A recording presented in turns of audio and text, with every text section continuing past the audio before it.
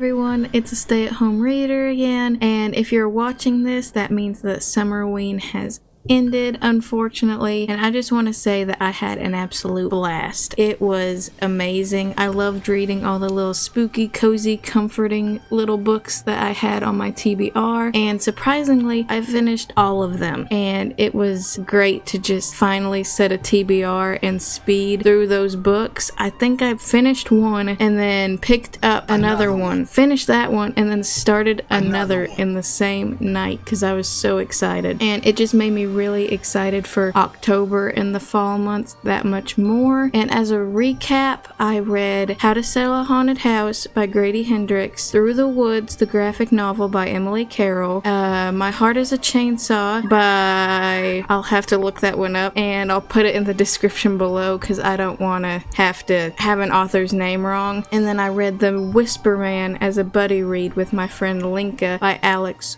And before we get too far into this with my ratings and such, I'm gonna take a sip of my happy fall mug because you can't tell me it's not fall right now. The weather might be 85 degrees, but I am living my best fall life. And I hope my husband cuts that part out because my mind just went blank. Anyways, starting with Through the Woods because that's the graphic novel, really quick read. It took me about 15 minutes to get through it. It had 4 or 5 horrific stories in it. I thought that this graphic novel was going to be cozy, comfy, sit by the fire, read before bedtime type deal. So I picked it up right before I was supposed to go to bed. It was horrific in like the best way. It was super gory. The illustrations were beautiful but horrifying. It was just not what I expected, but I really loved it, and I'm gonna give it a 4.5 stars just because it wasn't what I was expecting, but I really loved it. Plus some of the stories, one of them in particular, I didn't really understand. It was a little confusing for me. But anyways, I loved it still, so I'm gonna give it 4.5 stars. Moving on to the Grady Hendrix book, How to Sell a Haunted House. I have read the Southern Book Club's Guide to Slaying Vampires, and I absolutely love that one. I love his writing style and everything in between. I just love that book. So I knew I was gonna love this book as well, and it was about a sister and her brother trying to sell their parents' house after they have passed, and they don't really get along, and then it goes through their journey of trying to sell that house when they realize it is haunted, as the title entails, of course. I think I'm also going to give this book 4.5 stars. The only reason it's not a total complete 5 for me is because I know that there's supposed to be some character development, and there definitely was, but towards the beginning, all the bickering and immaturity just got to me a little bit too much, and so I just had to knock down half a star for that. If it wouldn't have been as consistent, continuous, I probably would have given it 5 stars, but it just wasn't there for me in the beginning, but it picked up more towards the end for me. Yeah, I'm really looking forward to picking up more Grady Hendrix. I think he's one of my favorite little thriller authors. Yeah, if you have any recommendations of books of his that I should pick up or check out, just let me know down below in the comments. And then we'll move on to My Heart is a Chainsaw, which I read the audiobook of. This one was my least favorite of the readathon, unfortunately. I don't know if it was because it was an audiobook, but the main character just made me want to put it down so many times because of, I know it's supposed to be about slashers, I know that, but it kept giving spoilers to every single slasher horror movie that I could think of, and now I feel like that experience is ruined for me a little bit because I haven't gotten to all of those classics yet. But it just kept referencing different slasher pop culture movies, and it felt like every page, and it felt like she was romanticizing it a bit too much. The gore was great, the way it was described, the details were impeccable, but main character as a whole for me just fell flat because it felt like she was ruining what I could experience for myself. Now I know some major plot twists, and I feel like this whole book was just, it should have been a whole spoiler tag. Like a spoiler tag should have just been on the cover, and I would have known to stay away from it until I watched those certain movies that I've been dying to get to. I feel like it ruined a lot for me, unfortunately, so I'm gonna have to give it 2.5 stars. Once again, the detail was great. If that's what you're going for, if you've already watched a lot of those movies, if you don't really care about those kind of movies, if you're just looking for a gory little slasher book that's easy to read,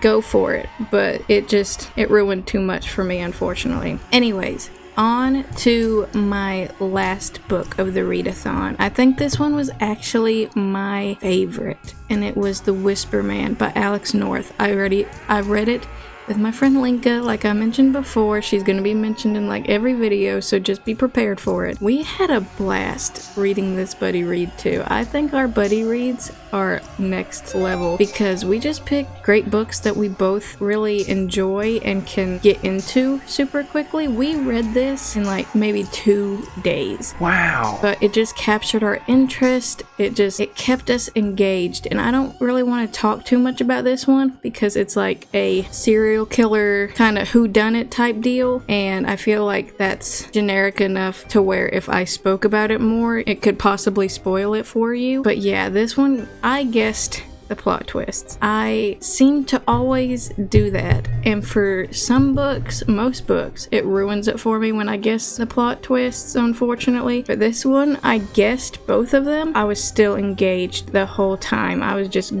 flipping through pages like nobody's business. I stayed up a long time to finish this book, and I'm really interested to see if he's gonna be another one of my favorite thriller authors. Once again, if you have any recommendations of books of his that I should check out, just let me know. Let me and Linka know. Possibly another buddy read in our future. I'm just happy to say I had an amazing Summerween experience. It was my first one. I'm definitely going to be participating in any future ones. Let me know what your Summerween TBR was and what your experiences were down below. I hope you'll be back for the next video. Stay lovely, my little chapters.